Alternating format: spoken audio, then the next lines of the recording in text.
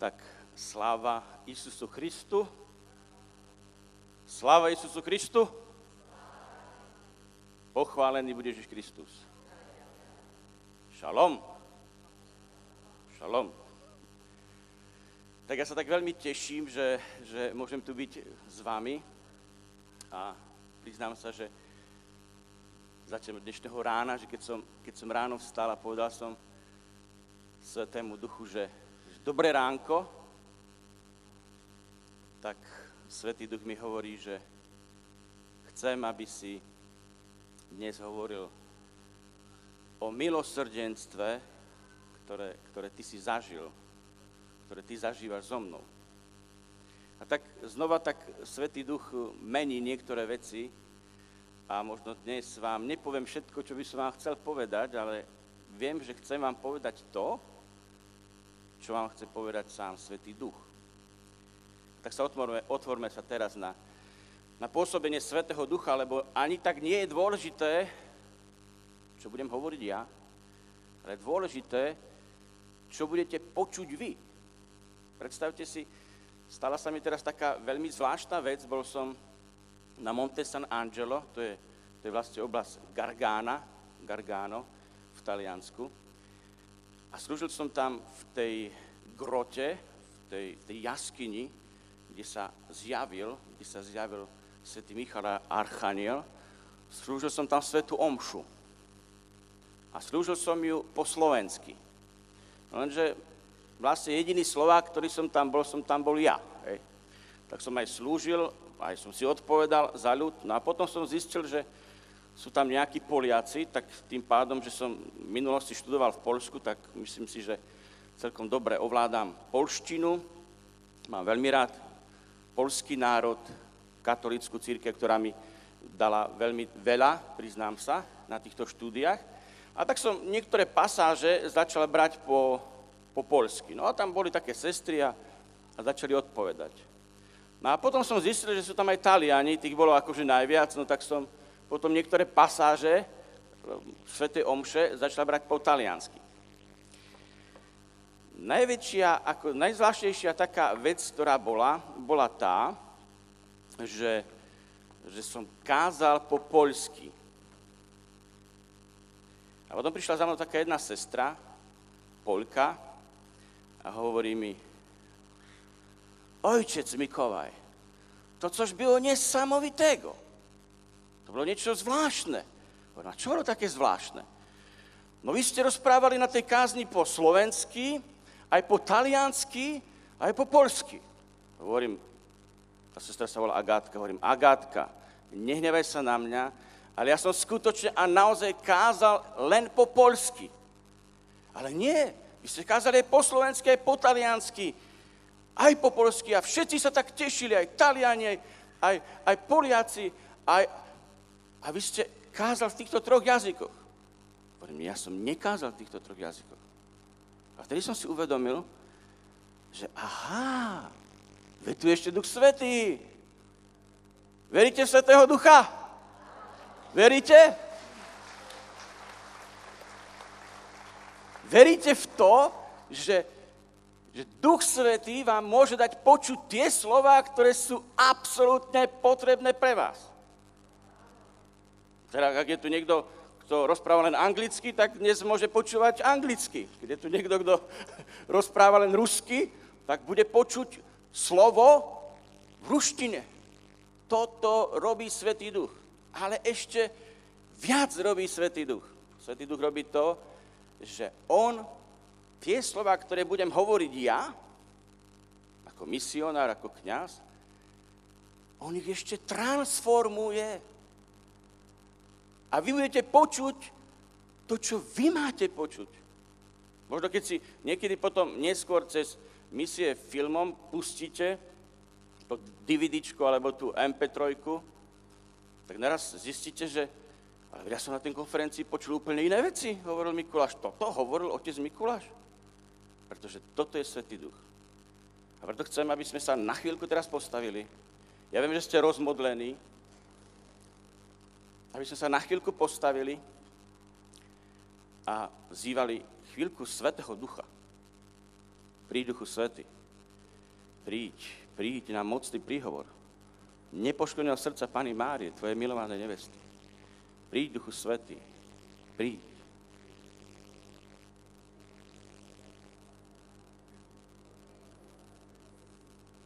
Príď, Duchu Svätý, nespíte, príď, Duchu Svätý.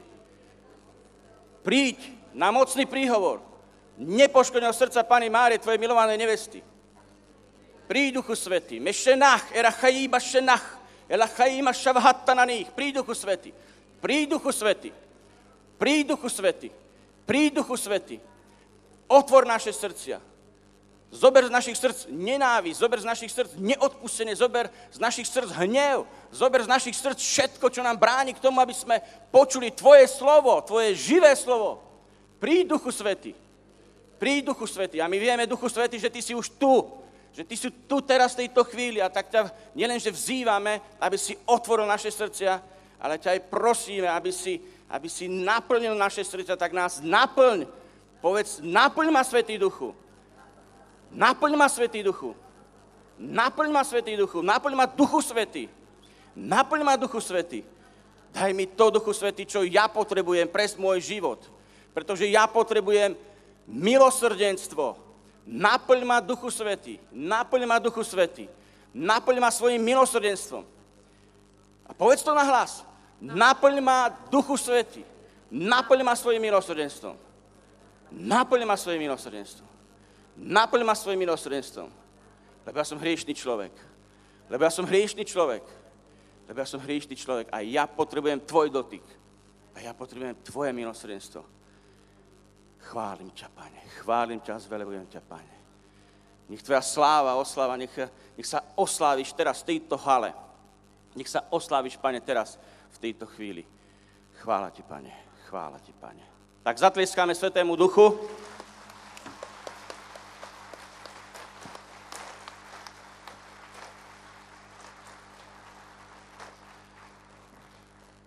Budem striedať trošku mikrofóny niekedy, takže misie filmom nech budú na to pripravené. Dnes budem slúžiť svätú omšu za dielo misie filmom a som veľmi šťastný, že ste tu s nami a že aj takýmto spôsobom sa môže šíriť toto Božie slovo, lebo ešte viete, čo je také zvláštne, že tí ľudia, ktorí tu neboli, včera mi takí jedni priatelia hovoria, že Otec Mikuláš, ale my tu už dnes nemôžeme byť, my už musíme vycestovať. Ja hovorím, že škoda, ja som sa tak tešil, viete, ja stále si pamätám, ako ste tu sedeli hneď tu v tej druhej rade po mojej lavici a stále som videl, ako ste sa za mňa modlili a mne sa úplne inakšie ohlasovalo sa mi Božie slovo. A on hovorí, že musia ísť, ale že my si vás popočúvame na DVDčku. A hovorím, no tak to je dobré, ale živé slovo je živé slovo. A potom som si povedal, že a čo ty obmedzuješ Svätého Ducha? Svätý Duch pôsobí aj cez DVDčko, aj cez MP3, je? Proste toto je Svätý Duch, pretože Svätý Duch vie, kedy chce, ako chce a kam chce. Hej? A my nemôžeme Ducha Svätého proste nejako zaškatulkovať a dať ho do nejakej škatulky. Bohužiaľ, že my to takto robíme a keď to takto robíme, lepšie tak?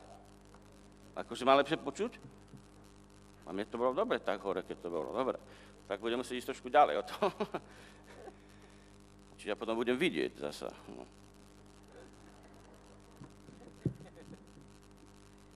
Tá technika, to je vám úžas toto. Čo som tu ja vlastne hovoril o tom Svätom Duchu? Že on vie, kedy chce, ako chce a kam chce. A my chceme Svätého Ducha takto zaškatulkovať a poviem vám pravdu, že chceme takto zaškatulkovať aj Boha. A v tomto milostivom roku chceme zaškatulkovať tak aj Božie milosrdenstvo. Viete, ja som sa tak tešil na ten milostivý rok, hej, Božieho milosrdenstva. Ešte musím robiť jednu vec, lebo ja potom budem dlho kázať, takže aspoň si to odtiaľ tak stopnem nejako. A toto my nemôžeme urobiť. nemôžeme škatulkovať. Ako hovorím, tak som sa tešil na toto Božie milosrdenstvo, na tento rok, že mám taký niekedy pocit, že ako by mi unikali niektoré veci. Hej. Pápež František napísal Misericordie Vultus. Hej. Boh má meno. Meno Boha je milosrdenstvo. A naraz ja som si začal uvedomovať, že tieto veci mi veľmi unikajú. Neviem, či aj vám unikajú tieto veci. Si zoberte, že za chvíľku už bude koniec tohto roka Božieho milosrdenstva. A tak možno vás chcem povzbudiť takým jedným slovom. Dneska to bude trošku také zaujímavé. A to možno práve v tom, že chcem možno hovoriť veci viac zo svojho života, čo Boh robí v mojom živote, ale budem sa snažiť citovať Božie slovo.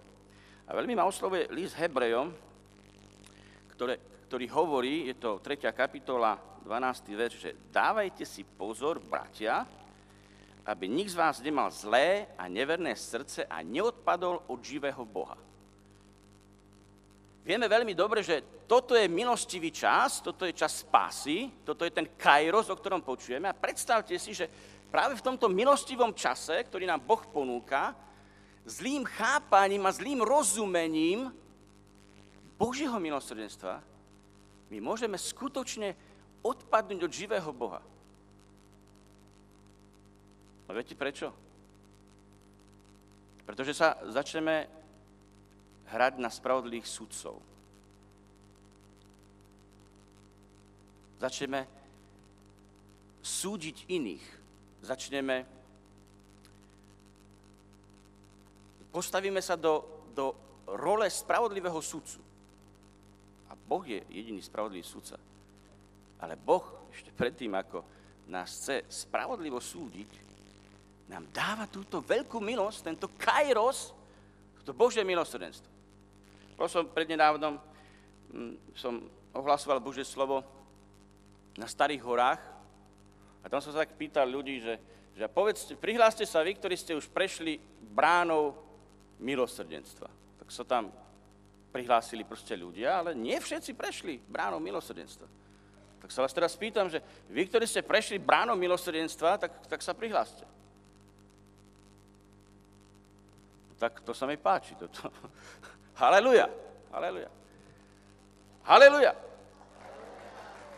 No ale to, že sme prešli bránou milosrdenstva, drahí bratia a sestry, ešte neznamená, že sme skutočne a naozaj obsiahli toto milosrdenstvo, ktoré môžeme obetovať za zomrelých, alebo môžeme ho obetovať za seba samých. Čiže či sme skutočne a naozaj v tej dôvere a v tej viere nielen prešli cez túto bránu, ale splnili aj všetky tieto podmienky, ktoré sú k tomu, aby sme mohli tieto plnomocné odpustky, a teda, aby sme ich mohli obetovať, aby sme ich mohli, tak povediac, darovať tú veľkú milosť.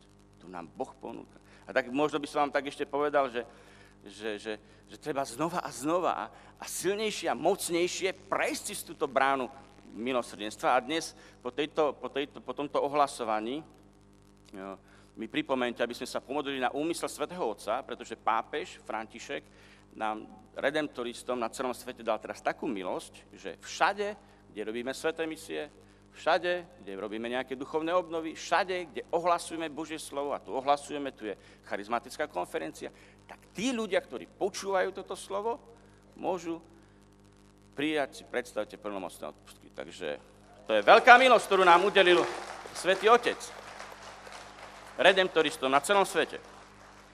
A Božie slovo ďalej hovorí, ale deň čo deň sa vzájomne pozbudzujte, kým trvá to dnes. Ale deň čo deň sa vzájomne pozbudzujte, kým trvá to dnes. Čo to je to dnes? No to je ten milostivý čas. To je to dnes. Aby nikoho z vás nezatvrdilo mámenie hriechu. A to je také zaujímavé, že ja vám poviem pravdu, že ja v tomto roku Božieho milosrdenstva prežívam najväčšie pokušenia.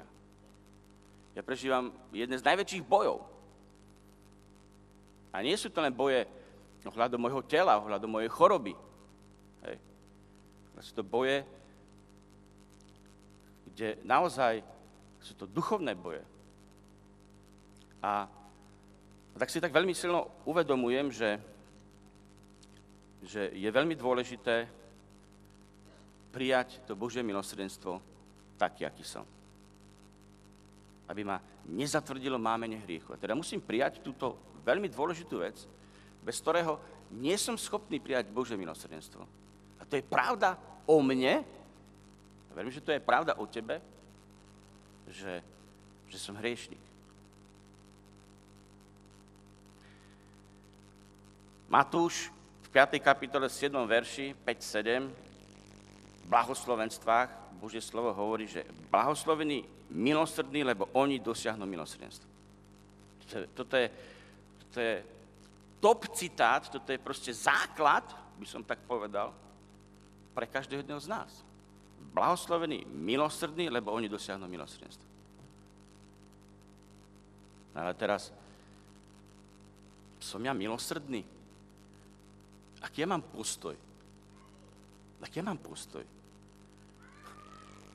Keď som teraz bol v tej oblasti Gargána v Taliansku, tak bol som tam aj v takom kláštore Pulzano, to je taký benediktínsky kláštor a slúžil som tam svätú liturgiu, dosť tak neskoro v noci, to také už prichádzala tma a zostali tam, práve bol tam ikonopisecký kurz, tak tam zostali tí bratia a sestry, oni prakticky tomu vôbec nerozumeli, ale sa modlili, žehnali sa, boli prítomní.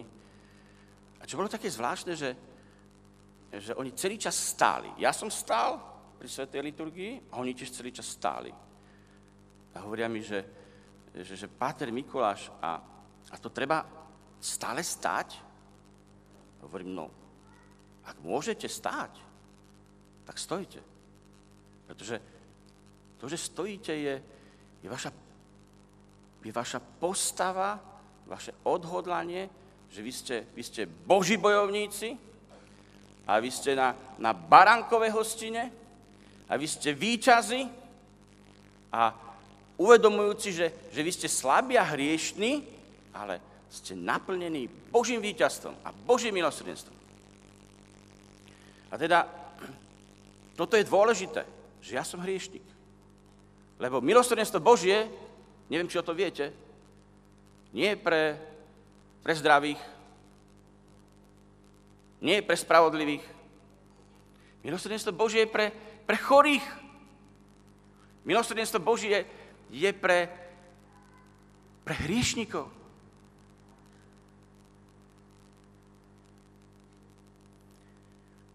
Blahoslovení milosrdní, lebo oni dosiahnu milosrdenstvo. Chcem dosiahnuť milosrdenstvo. Chcem dosiahnuť milosrdenstvo. Tak sa postav do postoja hriešnik. To som nečakal, že sa postavíte, ale dobre. Vidíte? Teraz Duch Svätý môže urobiť jednu takú zvláštnu vec. Niečo, čo urobil som. Keď budem vám teraz svedčiť o mojej slabosti, o mojom hriechu. Keď som bol v seminári v Rakove na filozofických štúdiách, tak som zápasil s jedným hriechom. Ten hriech bol pre mňa veľký balvan. A ten balvan bol tak veľký v mojom živote, že ja som sa rozhodol, že odídem do štúdií a teda pre tento svoj balvan, pre tento môj problém, pre tento môj hriech nebudem kňazom. A hovorím si, ja predsa ako kňaz, veď Boh ma volá, aby som bol svätý kňaz. A tento hriech, tento môj problém, v mojom ponímaní mi bral túto moju dokonalosť. Mi bral túto moju svetosť. Ja som tedy ešte nevedel o tom, že dokonalosť nie je v tom, že som bezhriešný, že nemám hriech.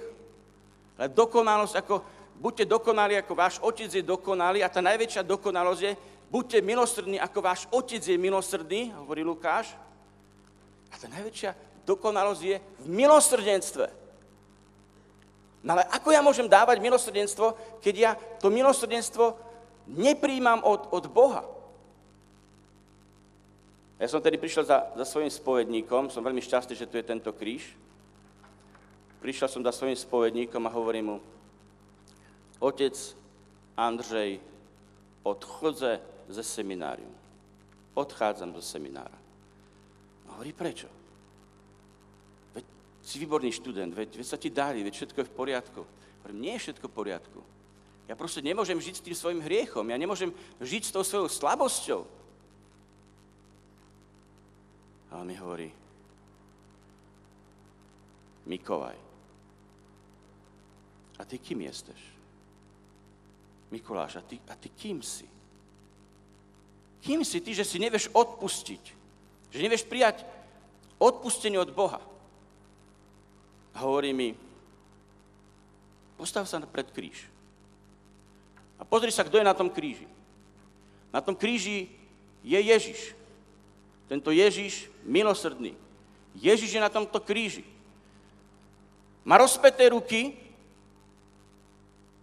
a pozerá sa zhora na teba dole a ty tam stojíš s tým svojím problémom, s tým svojím balvanom, s tým svojím kameňom, držíš ho tu pri svojich prstiach a hovoríš, toto je môj problém, toto je môj hriech a ja ti ho nedám, pretože ja si to neviem odpustiť. A viete, čo urobil Ježiš? Ježiš, si predstavte, zišiel z kríža dole. Zišiel z kríža dole. A povedal mi, dieťa moje, ja som zomrel za každý tvoj hriech. Nie je hriech, za ktorý by som nebol zomrel. A teraz si predstavte, že držíte ten kameň a Ježiš takou milosrdnou láskou hovorí, dieťa moje drahé, daj mi svoj hriech, daj mi svoj problém, odozdaj mi svoj hriech, odozdaj mi svoj problém. A ja som vtedy pocítil neskutočnú lásku Pána, neskutočné milosrdenstvo Pána. Boh zišiel ku mne. Boh zhora sa pozeral na mňa a zišiel ku mne. Boh schádza k tebe. Schádza k tebe, aby ti zobral tvoj problém, tvoj hriech. On schádza k tebe. Aby si zažil jeho milosrdenstvo. Boh schádza k tebe. Prichádza k tebe a hovorí ti, daj mi svoj hriech. Ja ťa milujem. Ja ťa milujem s tým tvojim hriechom. Daj mi svoj hriech. Čo urobíš? To také ľahko povedať, že odovzdám. Čo urobíš?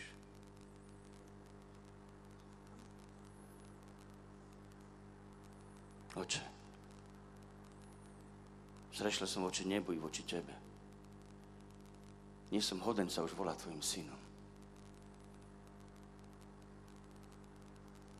A Boh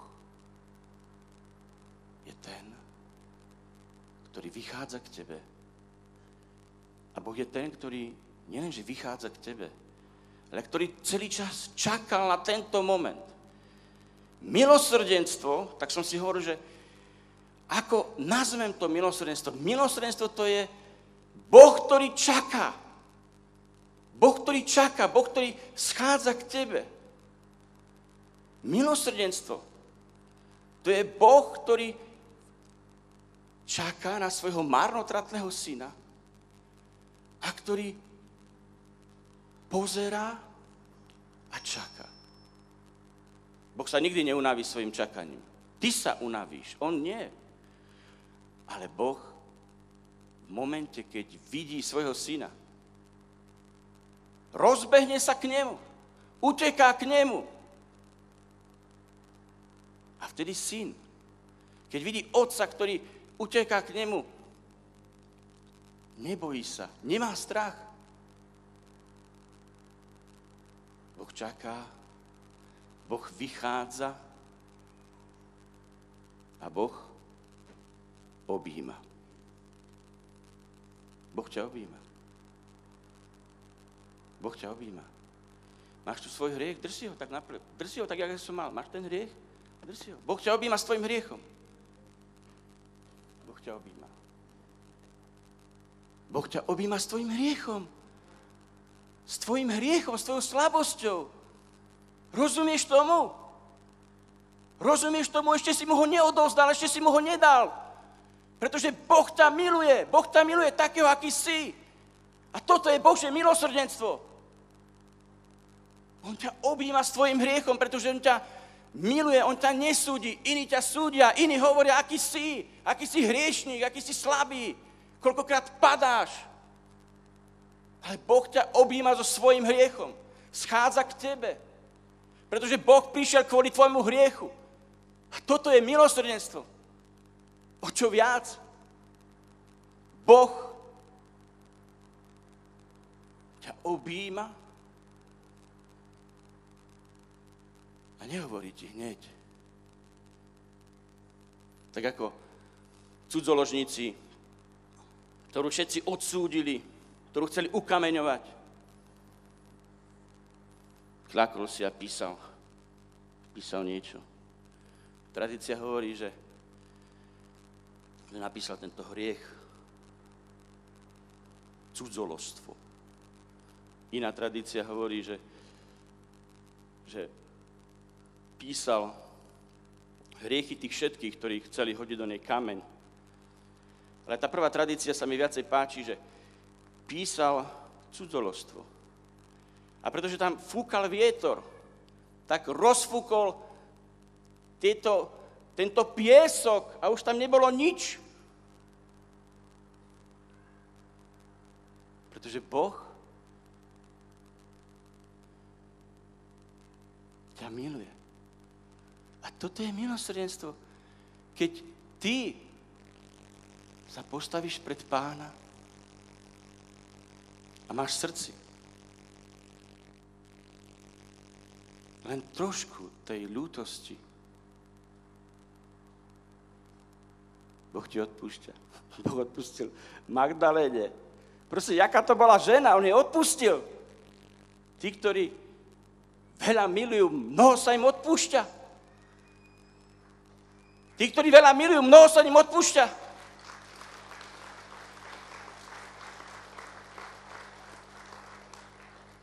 Na ktorej strane teda ty stojíš?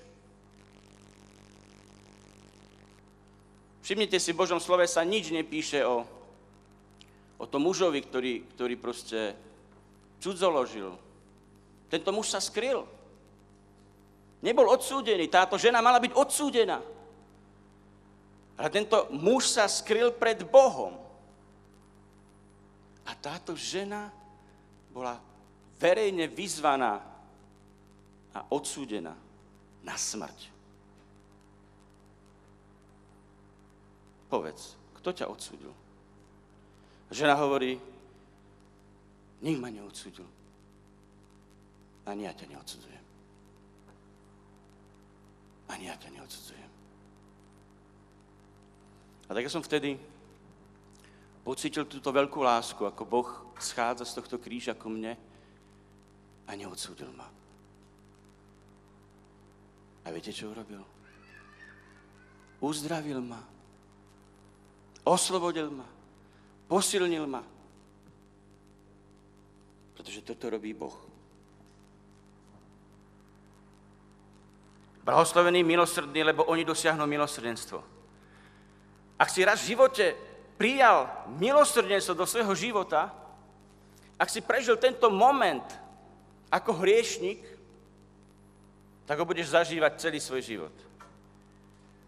Ale musíš byť v postoji Márii Magdalény, musíš byť v postoji stratenej ovečky, ktorú pastier ide hľadať. Božie slovo v inom Matúšovi 9. kapitole 12. verši hovorí: lekára nepotrebujú zdraví, ale chorí. Choďte a naučte sa, čo to znamená. Milosrdenstvo chcem a nie obetu. Neprišiel som volať spravodlivých, ale hriešnikov. Milosrdenstvo je pre hriešnikov. A teda aj pre teba. Boh ťa prijíma s tvojou slabosťou, Boh ťa prijíma s tvojim hriechom. A čo robí Boh?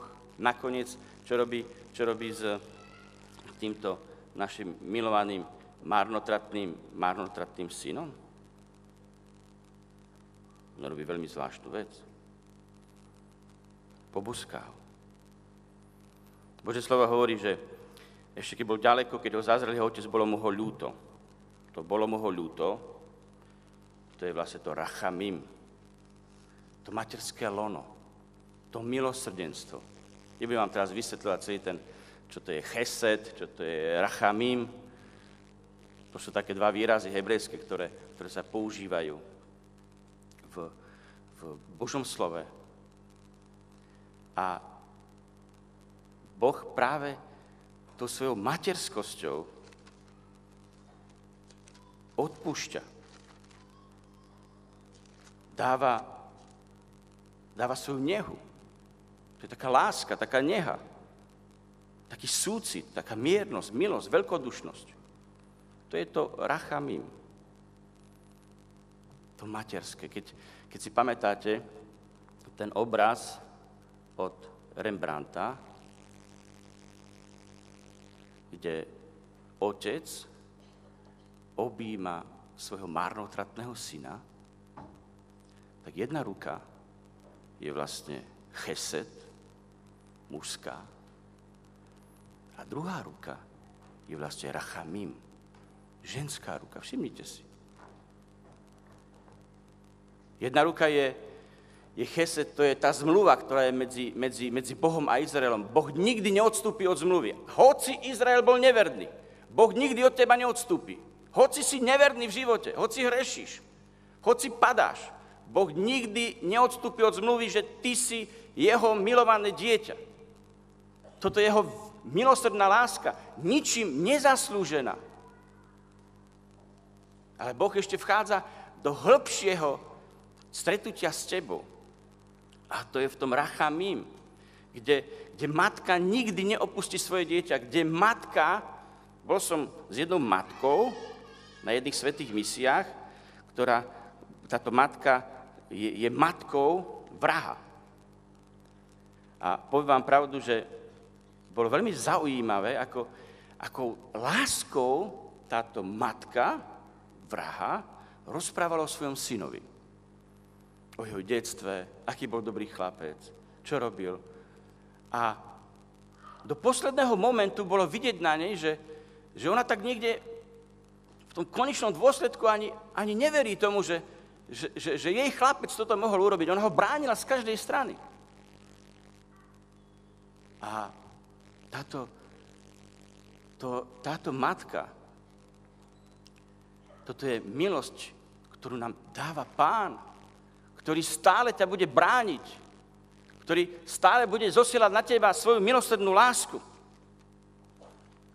Ako Božie slovo hovorí, že milosrdná láska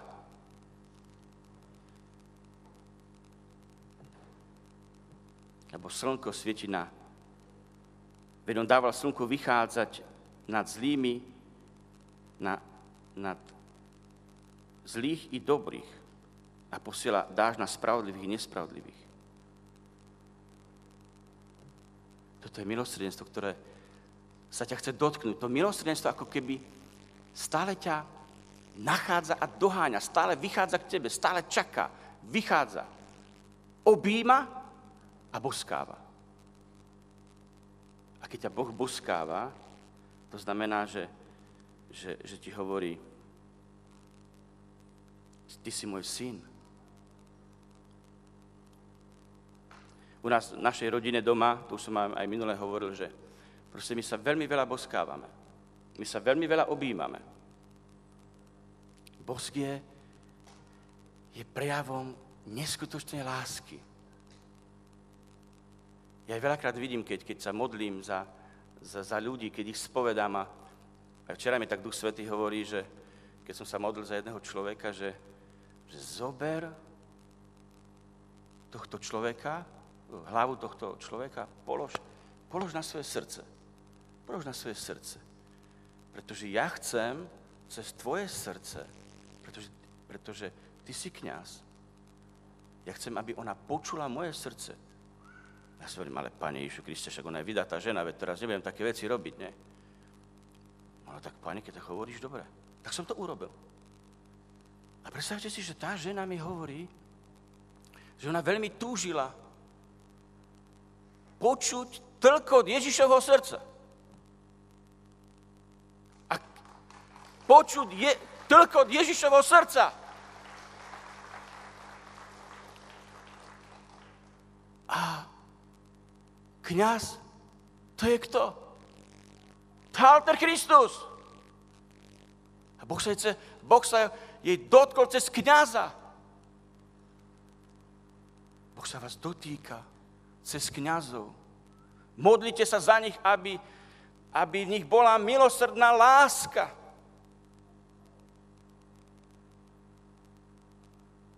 Aby rozdávali milosrdnú lásku. Aby odpúšťali. Tak, ako odpúšťa Kristus. Tak, ako miluje Kristus.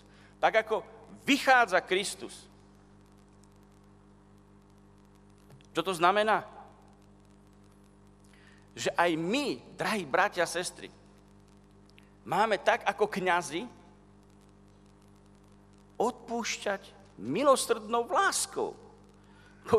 Božie slovo hovorí, milujte svojich nepriateľov, modlite sa za tých, čo vás prenasledujú, aby ste boli synmi svojho Otca.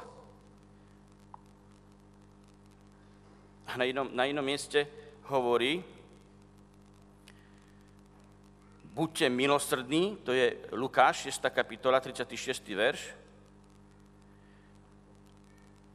Ešte predtým hovorí, že lebo on je dobrý aj k nevďačným a zlým, buďte milosrdní, ako je milosrdný váš Otec. A hneď dáva, čo máme robiť, ale ešte poviem jednu myšlienku, aby som na to nezabudol, k tomu sa vrátim, si to nechám otvorené. Keď som teraz bol v tom Taliansku, tak trošku som chodil ku moru. Však vidíte, trošku som opálený, ne? A jedni tí moji známi mi hovoria, že otec Mikuláš, že poďme sa kúpať večer. Kúpali ste sa už niekedy večer? Hovorím, tak kúpal som sa, hovorím, že tu taká, vonku je zima, hovorím, a v mori je teplo, ne? Hovorím, že poďte, zažijete niečo úžasné. A ja som akože vyšiel, také malé mestečko Matináta, to znamená la matina, znamená dobré ráno, čiže matina, ráno. A Matináta dali preto taký názov, lebo ráno totiž, keď vychádza slnko z mora, tak Matináta je prvé mesto z tých všetkých miest, kde idú prvé paprsky proste slnka. Preto to volajú Matináta.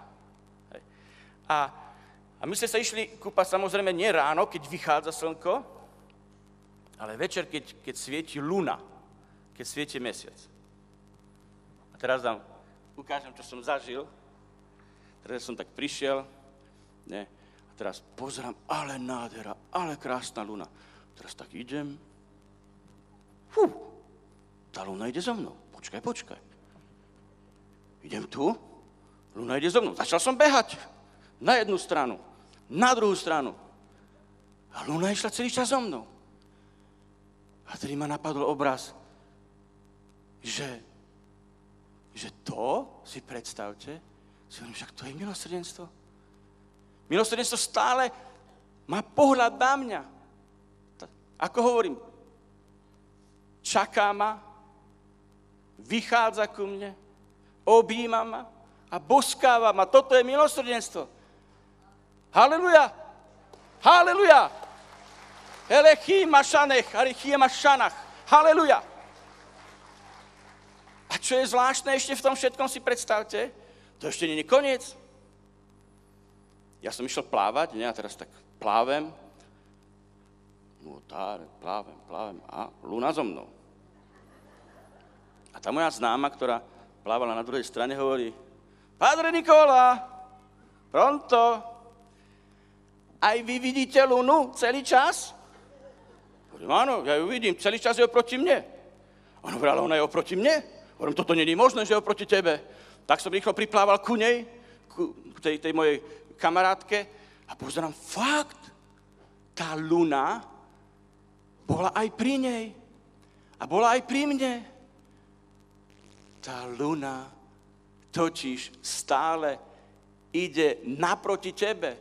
Ak by tam bolo 1000 ľudí, každý by túto Lunu videl zo svojho pohľadu. Rozumiete tomu? Chápete tomu? A už vám to vošlo aj do srdca? Či nerozumiete tomu a chápete tomu, že to je v srdci? V srdci je to, že každý jeden z nás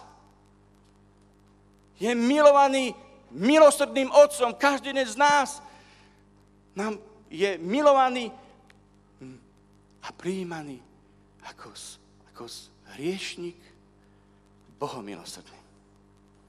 Haleluja. Haleluja. Haleluja.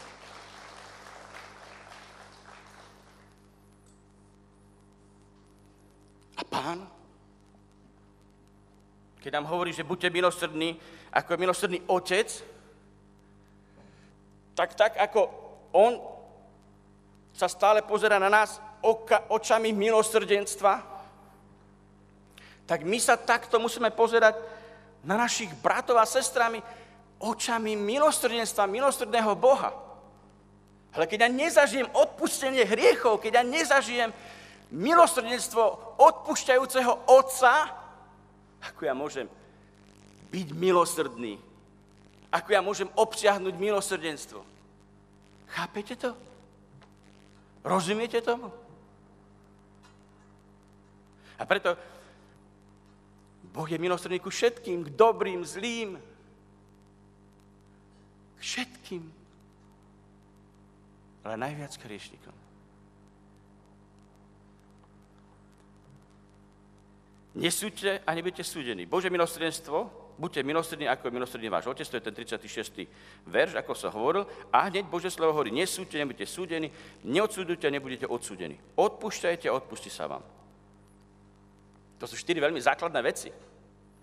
Viete, my veľakrát sme zvyknutí, alebo keď sa hovorí o Božom milosrdenstve, tak možno veľakrát sa pozeráme len na tie skutky telesného milosrdenstva. Dávať jesť hladným, dávať piť smedným, prichýliť pocestných, odievať nahých, navštevovať chorých, poskytovať pomoc väzňom, pochovávať mŕtvych.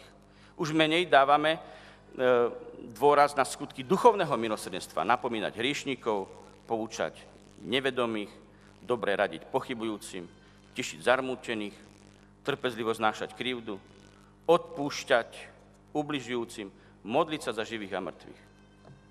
Áno, to poznáme z Matúša 25. kapitoly, z 34. verš, potom kráľ povie tým, čo budú po jeho pravici, poďte požehnaní môjho Otca, zaujímite kráľovstvo, ktoré je pre vás pripravené od stvorenia sveta, lebo som bol hladný a dali ste mi jesť, bol som smedný a dali ste mi piť, bol som pocestný a pritulili ste ma, bol som nahý a priodeli ste ma.